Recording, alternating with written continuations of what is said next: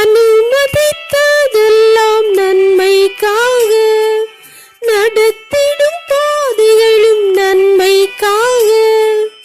அனுமதித்ததெல்லாம் நன்மைக்காக, நடத்திடும் பாதைகளும் நன்மைக்காக.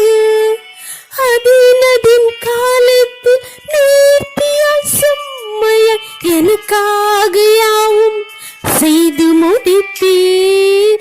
அதினதின் காலத்தில் நேர்த்தியாய் செம்மையாய் எனக்காக யாவும் செய்து முடித்தீர். உங்க கைகள் குறி